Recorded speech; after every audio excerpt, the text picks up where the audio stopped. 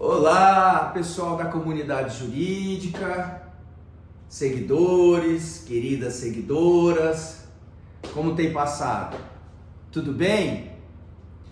Hoje eu venho aqui falar a vocês a respeito de um princípio que nós estudamos lá na teoria geral dos recursos. Ele é conhecido como o princípio da unirrecorribilidade, unicidade ou singularidade.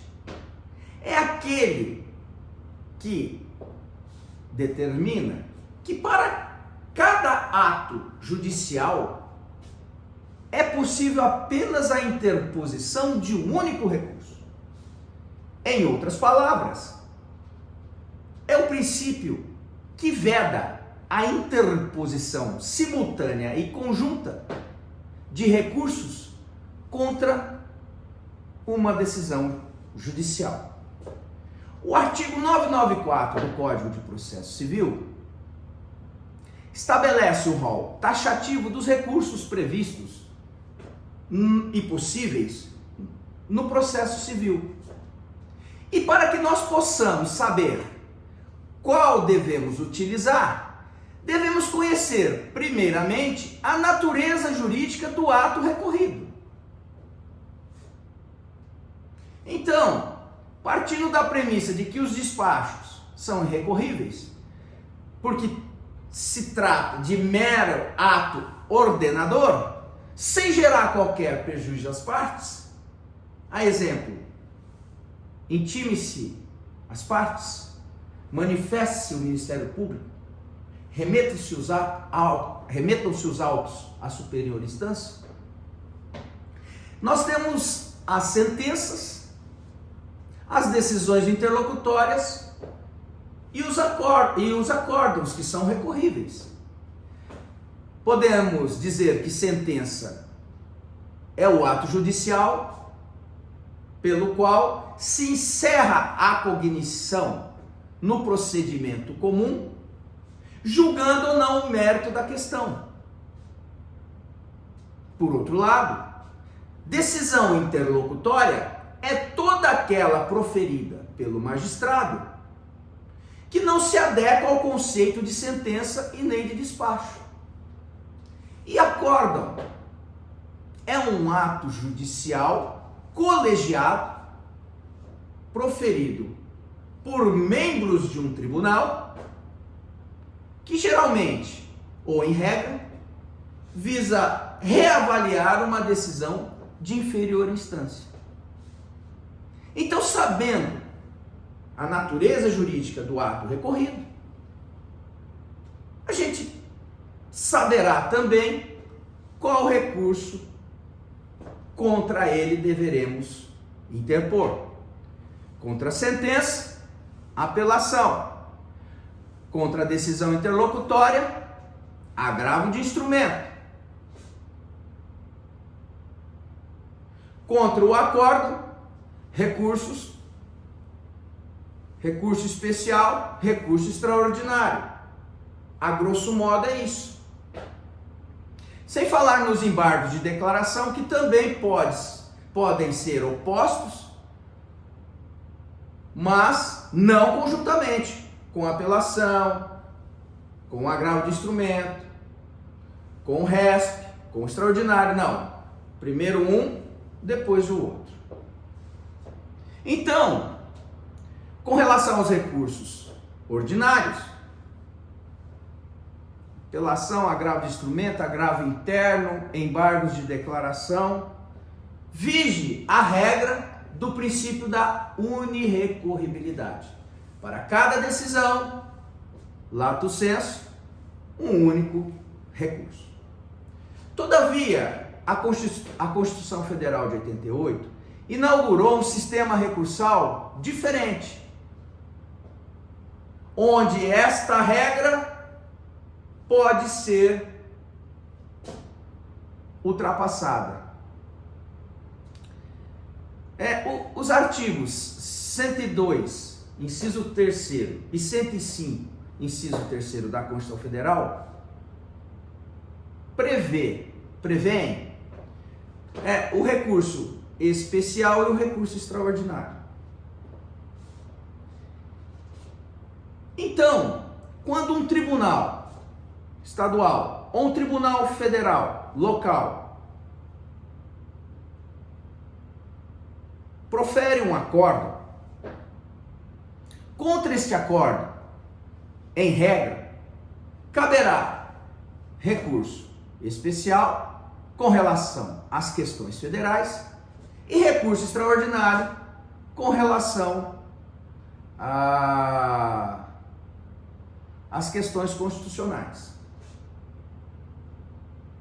Acontece que um determinado acordo pode ter pontos diferentes e cada ponto decidir de uma determinada forma com relação à natureza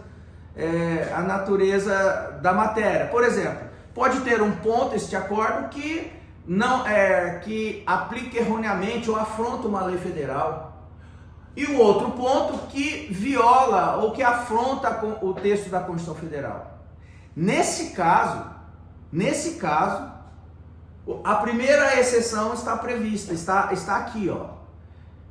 Nós deveremos, conforme artigo 1029 e 1030 do CPC, interpor simultaneamente e cumulativamente, tanto especial como extraordinário, em peças diferentes, mas simultaneamente, conjuntamente, a melhor palavra a ser utilizada. Por quê? Com a reforma de 2015 do Código de Processo, foi encampada nesses dispositivos o teor da súmula 126 do STJ, que eu leio aqui para os senhores, ó. É inadmissível o recurso especial quando o acórdão recorrido assenta em fundamentos constitucional e infraconstitucional, qualquer deles suficientes por si só para mantê-los, e a parte vencida não manifesta recurso extraordinário. O que quer dizer essa súmula? Quando nós tivermos um acordo com pontos diferentes, um ponto com questão federal e um ponto com questão constitucional, se você interpor apenas o recurso especial, aquele ponto que negou, por exemplo, aquilo que você queria, com base na Constituição, permanecerá. Então, mesmo que você venha a ser vitorioso no resto, você vai perder o recurso na parte constitucional e vice-versa. É por isso que o legislador chegou à conclusão e entendeu que da necessidade de interposição conjunta. Para quê? Para que todas as matérias discutidas, julgadas no acordo, sejam revistas pela superior instância ou pelos tribunais superiores.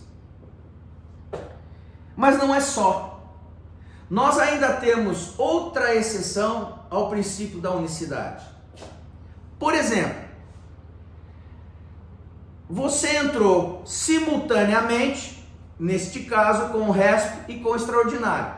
Veio o desembargador vice-presidente, que em regra é o vice-presidente, em juízo de admissibilidade e negou seguimento ao RESP e numa parte falando que numa parte o inadmitiu em outra.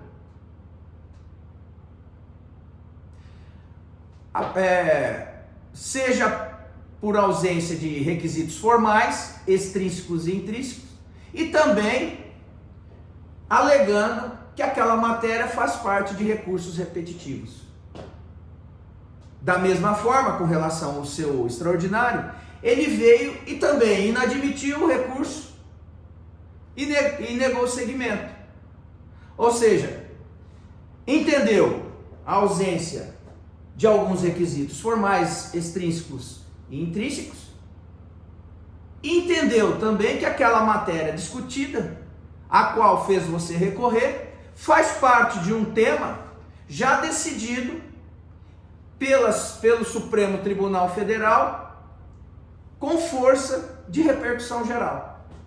Nesse caso, você deverá interpor 4 recursos. 4. Agravo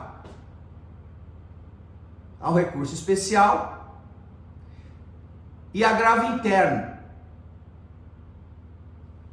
Agravo ao recurso extraordinário e agravo interno.